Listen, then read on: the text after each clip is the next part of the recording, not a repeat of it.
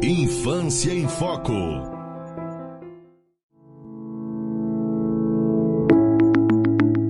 Olá a todos.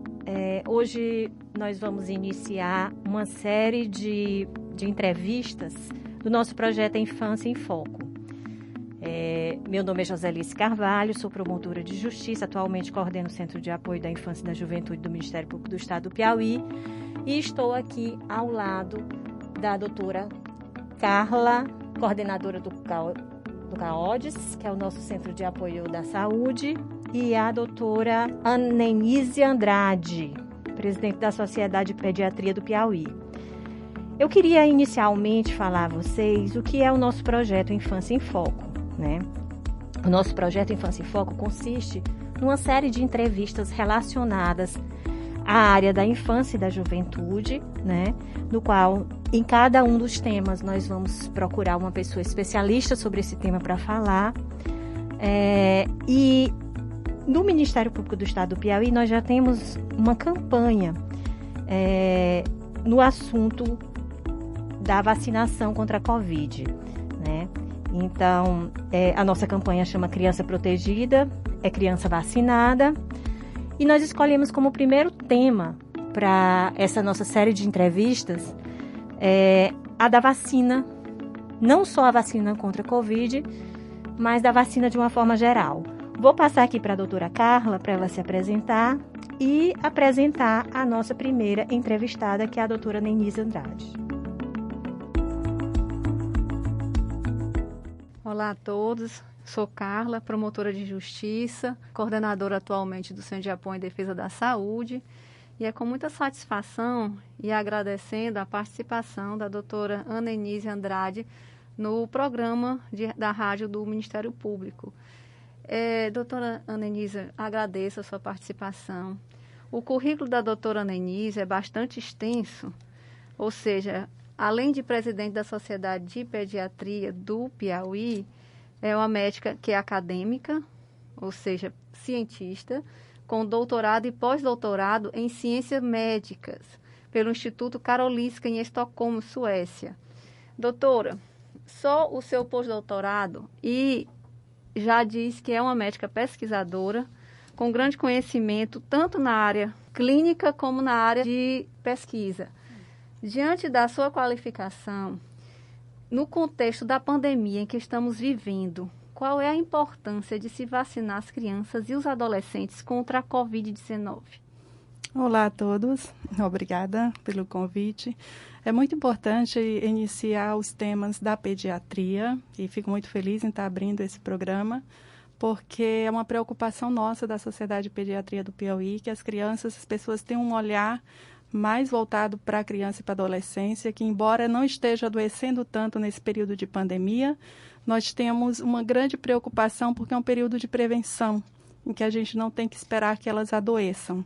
E daí a importância maior da vacinação no grupo infantil de crianças e adolescentes, até os 18 anos. O que eu posso falar para você? É que, inicialmente, eu concordo que realmente a criança não era o foco principal, por não estar adoecendo mais ou com risco maior de morte, e isso a gente sabia desde o início, mas a partir do momento em que a gente teve estudos mostrando o uso da vacina, a eficácia da vacina em crianças e adolescentes, e já havíamos vacinados toda a população de risco, então havia necessidade de aumentar a cobertura vacinal naquele grupo que estava descoberto, que é o grupo das nossas crianças e adolescentes. Então, inicialmente, começamos com os adolescentes. Muitos pais questionavam, algumas pessoas questionavam o fato das crianças pegarem Covid de uma forma mais leve e não precisar da vacina, mas é exatamente o contrário. A vacina, na verdade, ela não vai evitar que você adoeça, mas evita que você, ao adoecer, você pegue uma forma mais grave. E ao contrário do que muitas pessoas argumentam, a gente tem sim aumento no número de casos de morte por Covid em crianças. Infelizmente, a nossa realidade aqui do Brasil, que é um país continental, se diferenciou um pouco do mundo. E o que a gente observou é que o número de mortes na faixa de crianças chega a ser 7 vezes maior do que nos Estados Unidos, por exemplo, no Reino Unido, que inclusive os Estados Unidos é onde tem também um alto índice de mortalidade relacionado ao Covid.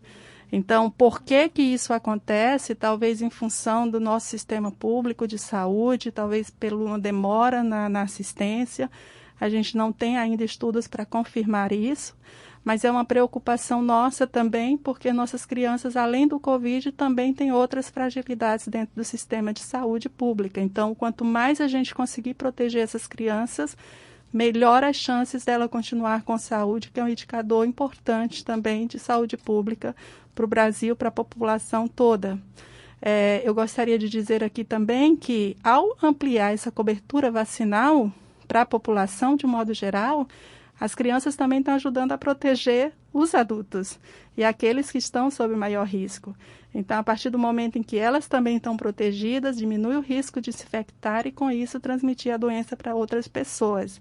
Então, quanto mais crianças vacinadas, e de preferência que a população esteja vacinada em mais de 90%, esse é o nosso objetivo, aí sim a gente pode se sentir mais seguro com relação a essa pandemia finalmente acabar. Doutora, eu queria que a senhora falasse para os nossos ouvintes quais são as vacinas contra a Covid disponíveis para a faixa etária das crianças e adolescentes e quais são as que foram aprovadas no Brasil e estão em uso. Se a senhora pudesse falar dessas vacinas para a gente. Com relação aos adolescentes, na verdade, a gente já começou também com a da Pfizer e a Coronavac. E para as crianças, até então, também apenas essas duas. Por quê? Na verdade, depende dos laboratórios fazerem os estudos para poder ser liberados, mas as 3 vacinas seriam potencialmente seguras. Hoje, a da Pfizer foi inicialmente indicada para crianças acima de 5 anos, principalmente para crianças de risco. E eu gostaria de lembrar aos pais que aquele medo da vacina da Pfizer, o uso de material genético, na verdade, todas as vacinas usam material genético. Eu posso explicar um pouco qual seria a diferença de uma para outra, mas é uma vacina altamente segura e com uma vantagem de, como ela é focada diretamente para a proteína S, que é aquela proteína spike, que é a que atinge diretamente o receptor da célula, acaba que é uma forma de vacina que é mais eficaz no sentido de aumentar a produção de anticorpos contra a forma mais grave da doença. Então, por isso que ela é mais indicada para aquelas crianças de alto risco. A da Coronavac, que é a segunda vacina liberada para crianças, no nosso país a gente liberou a partir dos 6 anos. Mas eu gostaria de reforçar que a Coronavac já vem sendo utilizada, inclusive antes do Brasil, em outros países, em crianças a partir de 3 anos de idade. Então, eu acredito que futuramente, logo, essa ampliação vai ocorrer também para a gente, porque é uma vacina muito segura, com uma técnica que nós no Brasil já dominamos, né? Podemos, inclusive, nós mesmos fabricar, e consiste numa vacina muito semelhante à da gripe, por exemplo. Então, basicamente, você tem um vírus que ele vai ser morto, e ele vai ser, que a gente chama, inativado, e aquelas partículas do vírus, incluindo a proteína S, mas todas as outras também, elas vão ser inoculadas no corpo da pessoa. Com isso, é como se você colocasse um pouquinho da doença de uma forma leve ao ponto de que o próprio organismo consiga reagir e fazer a produção de anticorpos e gerar uma proteção própria do organismo. Com isso, essa memória do corpo, na hora que a criança ou o adulto tiver um contato com a doença, é como se o corpo lembrasse e já conseguisse imediatamente fazer essa produção de anticorpos. Essa forma do vírus inativado, ela não foi liberada em crianças menores de 6 anos no Brasil, porque os estudos que a gente utilizou para liberar a vacina não incluíam essas crianças. Mas futuramente eu acredito que também vai ser incluído. E as 2 vacinas, como eu falei, são igualmente seguras. A vacina é sempre... uma pergunta que se faz necessária sobre a vacina, ela é sempre sobre a sua segurança e confiabilidade. A vacina, como é segura, foram relatadas algumas reações adversas. Qual o motivo de ter se propagado nas redes sociais algumas informações de que ela era experimental, de que nós não precisaríamos levar nossas crianças para serem cobaias? Então, na verdade, assim, existe no Brasil, hoje, algo que já é antigo na Europa e nos Estados Unidos, que é um movimento anti-vacina. Isso já existia antes mesmo do Covid. e felizmente não tinha chegado ainda aqui, porque o Brasil felizmente é conhecido por essa alta aderência às vacinas. Mas o que acontece é que nesse momento de pandemia, esse movimento conseguiu, com a facilidade da mídia hoje em dia, se ampliar e atingir o público brasileiro. A vacina contra o Covid, principalmente a da Pfizer, que foi a mais questionada por utilizar uma metodologia nova, realmente a metodologia que a Pfizer usa nunca havia sido utilizada em vacinas. Mas é uma metodologia que já vem sendo utilizada há mais de 10 anos, já sendo aplicada, inclusive, estudos há mais de 20 anos. Então, é uma metodologia segura. Antes mesmo do início da Covid, ela já tinha sido voltada para a Pfizer, porque foi um acordo entre duas companhias, na tentativa de começar a fazer vacinas usando essa técnica. E a grande vantagem dela é que ela agiliza o processo para a criação de vacinas, não tem que depender, por exemplo, de incubação, que é o que as outras, como a da Coronavac, por exemplo, a da AstraZeneca, necessita, tem um tempo maior para fazer a produção, porque precisa de vírus, precisa de todo um processo de produção. Então, o que eu gostaria de dizer? Diante dessa dúvida e desse medo, as pessoas começaram a usar a questão de ser material genético. E isso é muito importante, porque se alguém aqui lembra das aulinhas de biologia, a gente sabe que o DNA está no núcleo, e o RNA, você tem pelo menos 3 tipos de RNA que a gente lembra, né? O mensageiro, o ribossômico, o transportador. Então, eu não vou dar uma aula aqui de biologia, mas eu gostaria de lembrar para vocês que o DNA, que é onde está realmente o nosso material genético, que está no núcleo, ele em nenhum momento ele é trabalhado ou atingido com relação a essa vacina. O que a vacina usa é o RNA mensageiro. Então, se você pensar no nosso corpo humano, a gente tem informação genética no DNA, esse DNA ele vai ser transcrito para poder gerar uma proteína, mas isso vai acontecer fora do núcleo, já no citoplasma da célula. Então, o que é esse RNA mensageiro? Esse RNA mensageiro ele já está lá no citoplasma, ele nem chega a entrar ou sair do núcleo, e lá ele consegue, como se fosse uma sopinha de letras, ele leva essa mensagem para poder fazer a produção da proteína.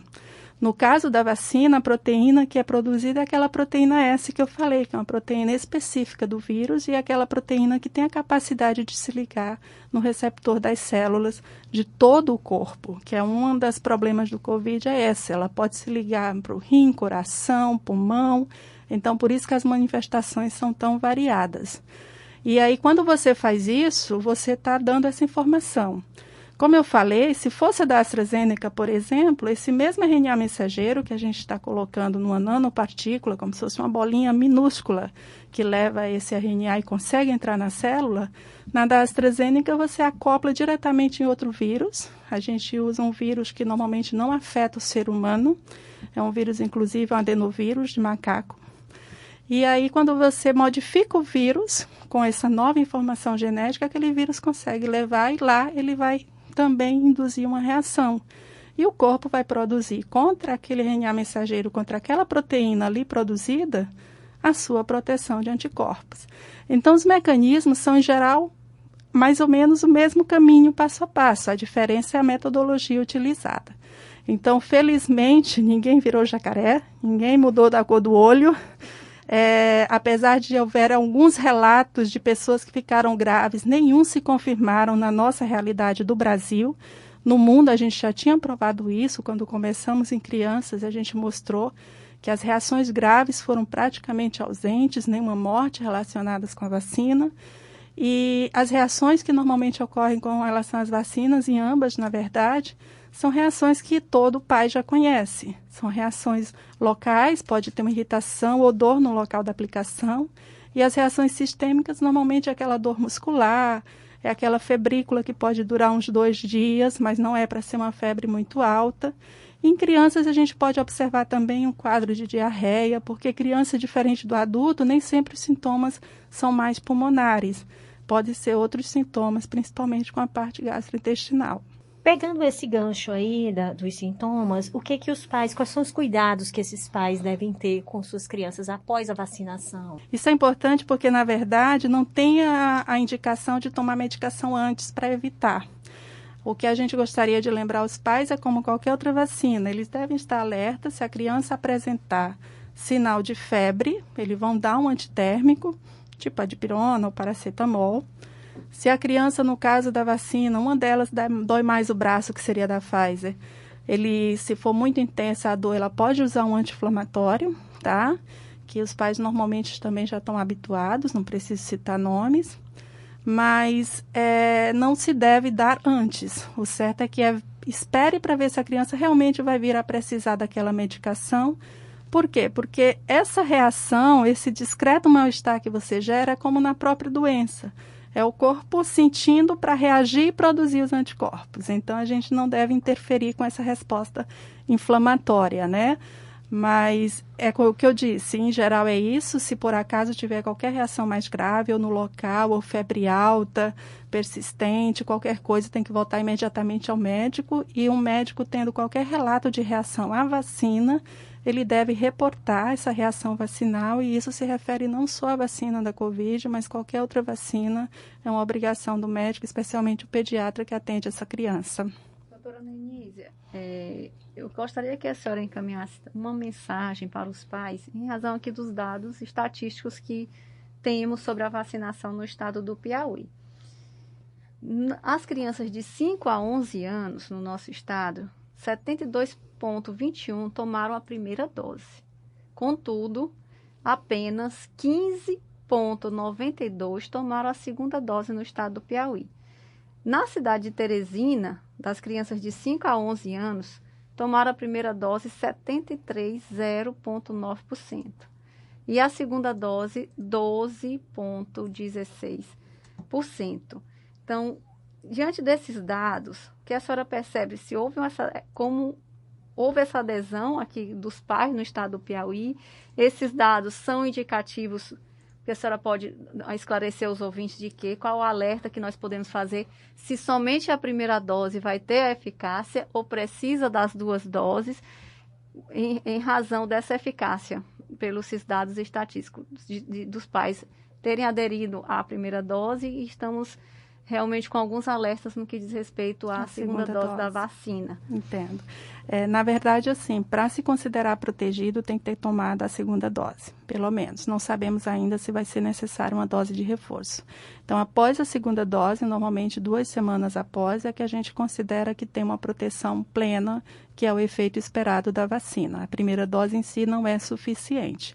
O que eu tenho observado, embora o correto é a gente ter estudos, é que esses números, 70% está igual, né? Município e estado, o que é relativamente bom, mas também a gente começou mais tarde, quer dizer, nós agora que estamos em março, né? Então, algumas crianças, como o intervalo seria de 2 meses, ainda está dentro do tempo de tomar a segunda dose. Alguns pais tiveram aquele medo inicial e deixaram para dar a primeira dose um pouco depois, então ainda não está dentro do tempo, então não diria ainda que é uma queda, tá certo?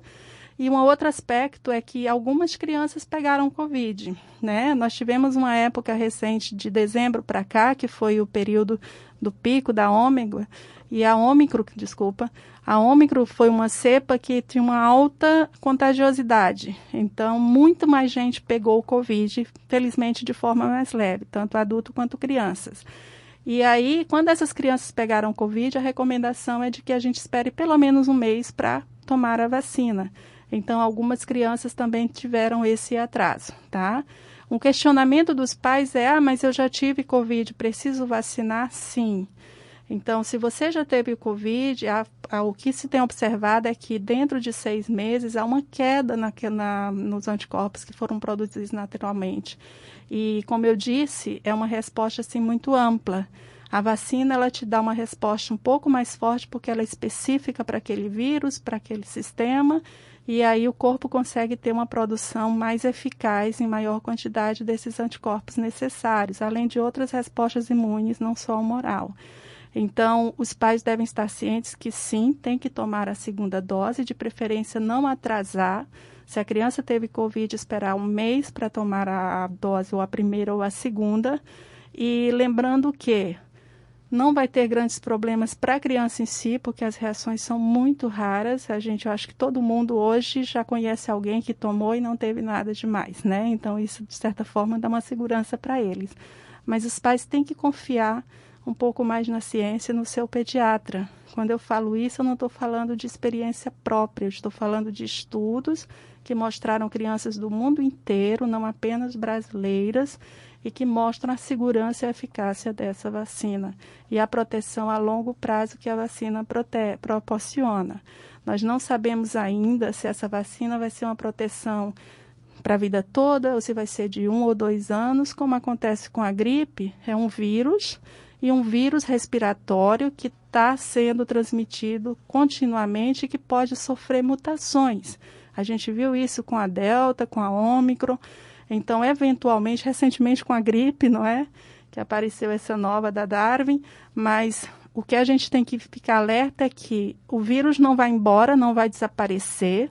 As chances disso acontecer é se a gente conseguir 100% de toda a população mundial vacinada. Infelizmente, não é possível. Ainda tem países aí que não chegou nem 20%, 30% da população vacinada, como os países mais pobres. Então, os brasileiros têm que se sentir um pouco sortudos nesse sentido, tá?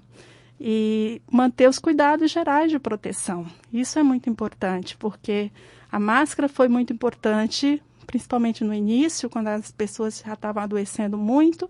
E hoje, se eventualmente você tem um caso em casa, se você tem sintomas gripais, independente de saber se é Covid ou não, ter um cuidado ainda maior no sentido de manter as limpezas, a proteção de higienização de mãos, o uso de máscaras.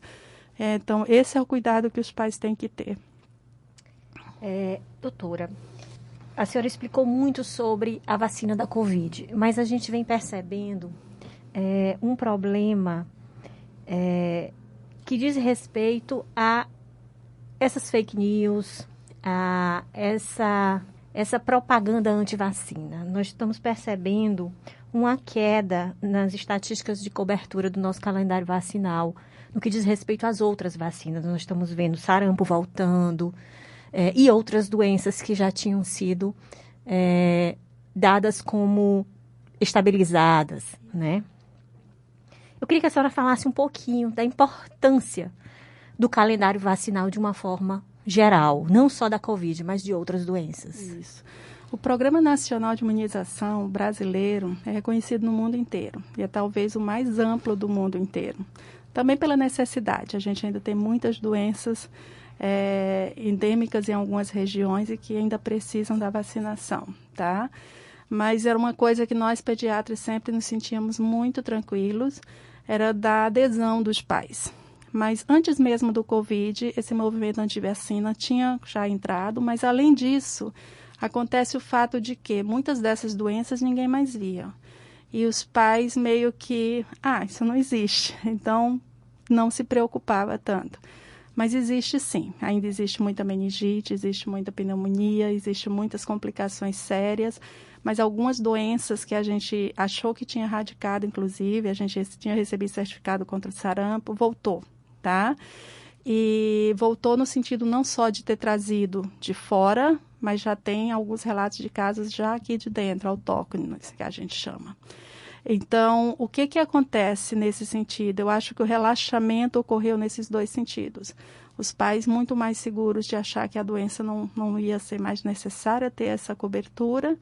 E o alerta que eu faço é que as fake news, embora tenham chegado, eu acredito que essa questão da vacina contra o Covid serviu de lição para mostrar que a vacina é o que realmente resolveu o problema, tá? Hoje a gente continua adoecendo, mas de forma mais leve, e isso se deve à vacinação. Então, isso só reforça a importância de vacinar. Vacina é profilaxia é prevenção. Então, ninguém toma vacina porque está doente. A gente toma vacina para evitar que a doença aconteça. A poliomielite, infelizmente, alguns de nós conhecemos pessoas que hoje são paralíticas, paraplégicas, tetraplégicas por conta de uma complicação de poliomielite. E isso pode vir a acontecer se a gente não cuidar, mas por muito pouco a gente não conseguiu erradicar a doença no mundo inteiro e ela agora está voltando. E a globalização, as pessoas circulando de um país para outro de avião com uma facilidade tão grande, aumenta o risco de essa disseminação ocorrer no mundo inteiro. Não vai ser uma coisa restrita à África, à Ásia, a um país porque é pobre. Então, as pessoas têm que estar seguras que a vacina ainda é a única forma de proteção contra essas doenças, com a vantagem que em nosso país a gente ainda tem uma cobertura vacinal muito ampla e gratuita. Quem não faz uso disso, eu costumo brincar que é burrice mesmo, tá? E alguns pais reclamam, mas na rede privada uma vacina é muito cara. E eu digo que você não precisa ir para a rede privada. Existe uma vacina tão boa quanto e segura na rede pública. Eventualmente, alguns pais querem ter menos reação ou procuram, eles estão nesse direito. Mas não tem essa necessidade. Apenas poucas vacinas no Brasil não é oferecida no calendário público. E esse momento da vacina do Covid, a gente aproveitou desde o início para lembrar os pais, porque não tem contraindicação. Eu vou vacinar contra o Covid, eu posso aproveitar e tomar as vacinas que estão atrasadas ou que já é época de tomar no meu calendário daquela criança. Então, o certo é a gente aproveitar o momento e atualizar todo o calendário. Doutora, muito obrigada pelos seus esclarecimentos. Sua entrevista foi muito enriquecedora, esclarecedora, né? Muitos pontos que não sabíamos e que foi muito bem abordado pela senhora. E eu queria, finalizando aqui, só conversando com os ouvintes, explicar para eles que hoje, a obedecer o calendário vacinal, no que diz respeito a crianças e adolescentes, é obrigatório no nosso país. O disposto no artigo 14 do Estatuto da Criança e do Adolescente diz que todas as vacinas recomendadas pela autoridade sanitária são obrigatórias, sim.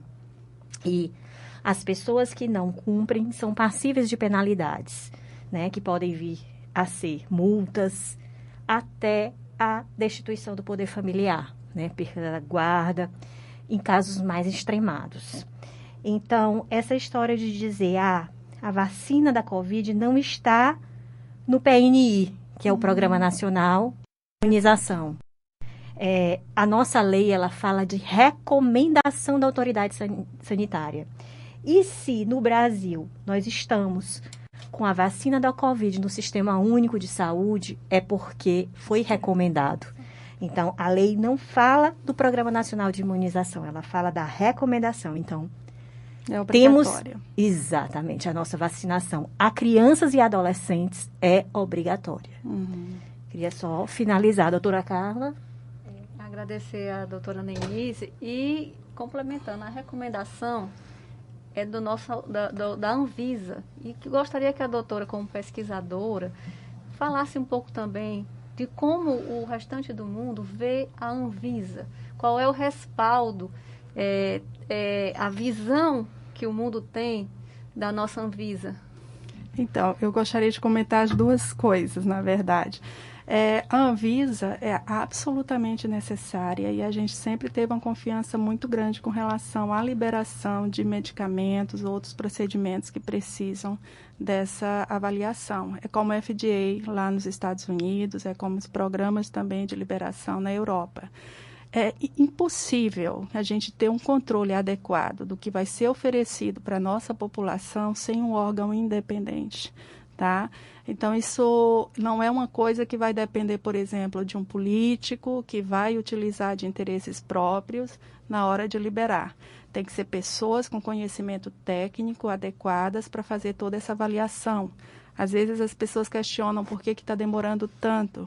Às vezes, é porque os papéis ainda não foram amplamente discutidos. Quando eu digo os resultados, eles pedem para que seja oferecido mais informações, porque só pode liberar qualquer coisa depois que tiver tudo bem documentado, tá? Essa questão, por exemplo, da Coronavac ter sido a partir dos 6, embora em outros países já é em crianças menores, mas se eles não mostraram para a gente que realmente tinha estudos naquela faixa, então por isso não foi liberado. Então, assim, é um órgão muito sério. Até então, a gente nunca teve nenhum tipo de queixa e, como eu disse, o Programa Nacional de Imunização, juntamente com o que é oferecido, a forma como é oferecida as vacinas aqui no Brasil, sempre foi um motivo de orgulho para a gente, porque lá fora ele é reconhecido como sendo muito eficaz. O que eu gostaria de colocar aqui é que o que foi colocado pela doutora sobre a questão da obrigatoriedade, eu sei que pode soar parecer um pouco assim autoritário de dizer tem que vacinar, mas eu sou da época em que o pessoal ainda ia até nas faculdades, não só nas escolas, vacinar contra a febre amarela. Era aquela pistola, né? Quem ia era o pessoal militar, inclusive. Então, assim, numa época em que também tivemos epidemias e que mostrou que era importante da vacina e que, inclusive, não só a política, junto com a parte militar, meio que se mobilizou para poder conseguir vacinar todo mundo e era uma busca ativa, tá? Eu me lembro que tomei vacina de febre amarela com essa pistolinha já dentro da faculdade há 20 anos atrás. Então, isso não é uma coisa nova. A obrigatoriedade da vacina não é uma medida autoritária, foi baseada em estudos e a necessidade, porque muitas pessoas estavam morrendo. Se a gente diz vacina quem quer, o número de pessoas que não se vacinaram estão distribuídas naquela região, naquela população toda, e elas são risco para as outras que, mesmo vacinadas, podem pegar e ter uma forma grave da doença. Então, quando a gente diz as vacinas para criança, não só a da Covid, mas a da polio e todas as outras, é uma proteção que a gente sabe que são doenças que a criança, por ser mais jovem, tem um sistema imune um pouco mais jovem, tem menos respostas do que um adulto, são aquelas que a gente foca. A criança é vacinada desde a hora que nasce contra a tuberculose e hepatite B. O primeiro ano são várias vacinas. E não é só a da Covid que precisa de dose de reforço. A gente tem vacinas que a gente chega a tomar 5, 6 vezes. Então, tem com 2, 4, 6 meses, reforço com 1 ano e 3 meses, às vezes com 4 anos de idade. Então, essa necessidade do reforço é exatamente porque essa memória imunológica ela tende a cair, a gente precisa ter esse reforço. Mas tem vacinas que uma vez para a vida inteira já é suficiente. Então, quando a gente fala é obrigatório, e às vezes até para poder levar uma criança para a escola, não é porque, eu faço o que eu quero com meu filho. Não. O seu filho é seu, mas ele também representa um risco para as outras crianças com quem ele convive. Então, a questão da vacina numa situação de gravidade, como é uma epidemia que a gente não quer que volte a ter, nós já tivemos isso no passado, hoje tem que ser uma medida séria. E os pais, uma coisa que a gente observa é que antes os funcionários dos postos de vacina está sendo muito mudado e nem sempre são treinados da forma adequada. Pela complexidade que a gente tem hoje do número de vacinas, são mais de 21 doenças cobertas. Então, o profissional também que está lá no postinho, não só o pediatra, porque às vezes ele não foi no pediatra antes, a mãe só leva a criança diretamente no postinho, todos têm que estar treinados para olhar aquele cartão, olhar um a um e ter a certeza do que está faltando e complementar. Então, eu reforço aqui suas palavras e agradeço a informação. Eu também ainda tinha essa dúvida em termos jurídicos, para dizer para os pais que vacinem sim seus filhos, não vejam isso como obrigatoriedade no sentido de estar mandando na vida de vocês, mas como uma forma de segurança, é um cuidado extremado, que é aquela coisa que eu digo para os pais. Se o menino está doente, a gente no meio que obriga ele a tomar o remédio, a gente não quer que ele fique bom. Pois é, a mesma coisa, ele não quer tomar o remédio, ele diz que é ruim, e por conta disso você vai deixar ele sem tomar o remédio e continuar doente? Aí os pais olham para mim e dizem, não, doutora, então é a mesma coisa. Disciplina, o que você sabe que é importante para a sua criança não é uma coisa opcional. Ele ainda não tem o poder de dizer se quer ou se não quer, porque mesmo sendo uma criança muito inteligente, ele não tem essa autonomia. Então é responsabilidade dos pais garantir essa segurança para os seus filhos. Obrigada, doutora Ananísia Andrade, presidente da Sociedade de Pediatria. E obrigada, doutora Joselice, por encampar um projeto tão bonito, que é a criança protegida é criança vacinada.